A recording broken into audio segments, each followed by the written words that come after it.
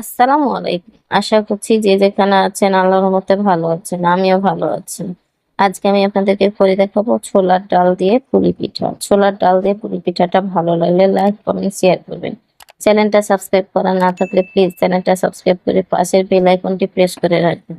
তাহলে নতুন রান্না আপলোড করার সাথে সাথে নোটিফিকেশন চলে যাবে। আর ফেসবুক থেকে দেখলে পেজটি ফলো করে রাখবেন। আমি আপনাদেরকে আজকে 3টি ধাপে ছোলার ডালের পুলি পিঠা করে দেখাবো। প্রথম ধাপ হচ্ছে এটা হচ্ছে ছোলার ডাল। আমি এখন ছোলার ডালটাকে ধুয়ে সিদ্ধ করে নিব ভালো করে নেওয়ার জন্য। মানে ডালটাকে ভালোভাবে ধুয়ে নিচ্ছি। ডালটা আমার ভালোভাবে ধোয়া হয়ে গেছে। আমি এখন দিয়ে দিচ্ছি প্রেসার কুকার। আপনারা চাইলে কিন্তু 2 ঘন্টা ডালটা ভিজিয়ে রাখতে পারেন। আমি না ভিজিয়ে রেখেই প্রেসারে দিয়ে দিচ্ছি। দিয়ে দিলাম একটা তেজপাতাকে 2 টুকরা করে কেটে, 2টা এলাচ, 2 টুকরা দারচিনি, 2টা লবঙ্গ।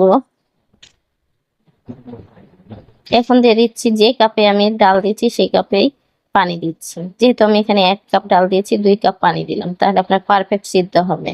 পানিও বেশি হবে না। আমি প্রেসার কুকারে মুখটা লাগিয়ে চুলার উপর দিয়ে দিলাম। চুলার উপর দেওয়ার পরে এভাবে আমি 4টা সিটি দিয়ে নিয়েছি। 4টা সিটি দেওয়ার পরে যখন সিটিটা বসে গেছে তখন আমি উঠে দেখাচ্ছি। আর এভাবে মশলাগুলো ফেলে দেবেন। দেখেন কত সুন্দর সিদ্ধ হয়েছে। আমি সব মশলাগুলোকে উঠে ফেলে নেড়ে দিলাম। আর দেখছেন ডালের ভিতরে কিন্তু কোনো পানি নেই। চুলার উপরে একটা কড়াই বসিয়ে দিয়ে দিলাম ডালগুলো। আমি এখন হালুয়া তৈরি করে নিচ্ছি।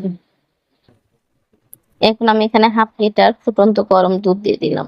অবশ্যই দুধটাকে ফুটিয়ে দিবেন আর এইভাবে ভালোভাবে নেড়ে দিবেন। খেয়াল রাখবেন যেন ডালটা পুড়ে না যায়।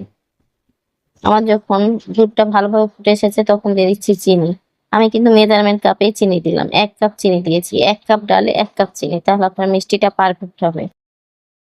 আর মিষ্টি অ্যাডজাস্ট করার জন্য দিয়ে দিলাম লবণ। যেহেতু বুটের হালুয়াটা আপনার মিষ্টি থাকতে হবে, না হলে পুলি পিঠাগুলো ভালো লাগবে না।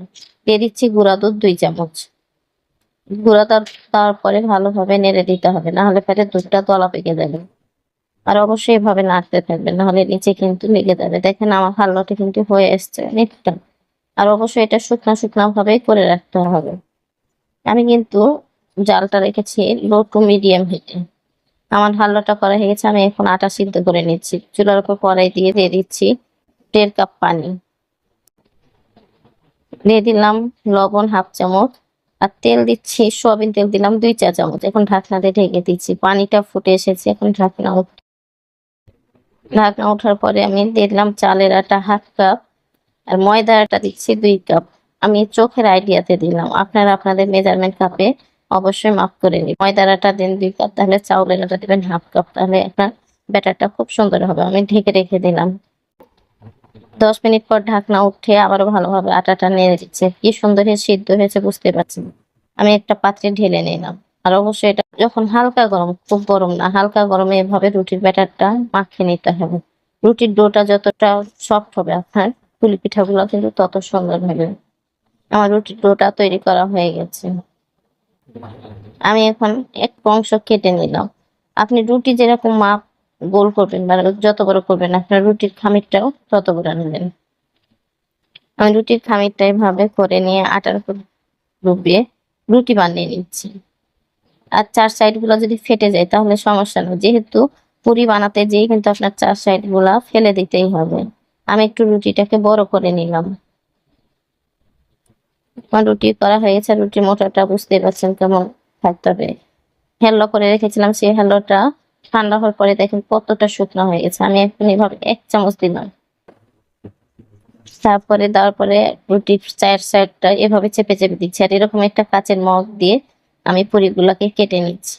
আপনারা চাইলে কিন্তু এভাবে করে নিয়ে রাখতে পারেন। আমি একটা ডিজাইন করে নিচ্ছি, তাই প্রথমে মুখটাকে ভালোভাবে চেপে নিতে হবে। তারপর 2 আঙ্গুলের মাছ দিয়ে এভাবে ঘুরিয়ে ঘুরিয়ে পুরির ডিজাইনটা করে নিতে হবে। এই যে আমার পুরির ডিজাইনটা হয়ে গেছে। আমি সেম প্রসেসিং এ আরেকটা করে দেখাচ্ছি।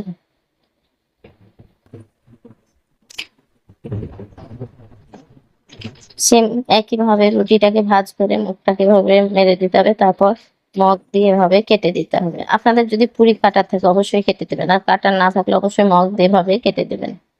আর আমি ডিজাইনটা করে দিচ্ছি। আপনারা যদি ডিজাইন করতে না পারেন তাহলে অবশ্যই ভাবে কেটে হাত দিয়ে মুখটা চেপে রেখে দেবেন, তাহলে আর ভিতরে পুরটা বের হবে না। সেম এভাবে সবগুলাই করে নিলাম। এখন তৃতীয় ধাপে ভেজে দেখাচ্ছি। চুলার উপরে একটা ফ্রাই প্যান দিলাম, দিয়ে দিচ্ছি সয়াবিন তেল। আমি কিন্তু পরিমাণ মতো দিলাম। ভাসা তেলেও যদি আপনারা ভাজতে চান তাহলে অবশ্যই, ডুবন্ত তেলে ভাজতে চাইলে বেশি করে তেল দিবেন। আমি হালকা তেলে ভেজে নিচ্ছি। আর অবশ্যই তেলটা যখন গরম হয়ে আসবে তখন এভাবে পুরিগুলাকে দিয়ে দিতে হবে। আমি পুরিগুলাকে একটা একটা করে দিয়ে দিচ্ছি। আর অবশ্যই মিডিয়াম আঁচে রাখবেন। যদি হাই হিটে রাখেন দেওয়া মাত্রই পুরিগুলা পুড়ে যাবে, পুলি পিঠাগুলা পুড়ে যাবে। আমি এভাবে একটা একটা করে এখন পিঠাগুলাকে উল্টে দিচ্ছি। আমার মিডিলেরটা একটু বেশি লাল হয়ে গেছে, সমস্যা নেই, এভাবে ভাজতে ভাজতে একটা ব্রাউন কালার নিয়ে আসতে হবে। আমি এখন এভাবে নেড়ে চেড়ে ভেজে নেব। আমি এভাবে সব পুরিগুলাকে ভেজে নিচ্ছি। আর অবশ্যই খেয়াল রাখবেন পুরিগুলা যেন পুড়ে না যায়। আমার এই পুরিটা হয়ে গেছে, আমি প্লেটে উঠিয়ে নিলাম। আর যদি ধারগুলা দেখেন যে হয় না, অবশ্যই আপনি এদিক ওদিক করে ভেজে নেবেন। আমার পুরিগুলা ভাজা হয়ে গেছে, আমি দেখে দেখে পিঠাগুলা ভাজা হয়ে গেছে, আমি এখন পিঠাগুলাকে একটা একটা করে উঠে নিচ্ছি। আর এই পিঠাটা গরম গরমও ভালো লাগে, ঠান্ডাও ভালো লাগে। আমার ধারগুলা হয়নি, তা আমি পিঠাটাকে এভাবে চাপ দিয়ে লাল করে ভেজে নিচ্ছি। আমার ভাজা দেখে বুঝতে পারছেন যে আমি কিভাবে ভেজে নিচ্ছি।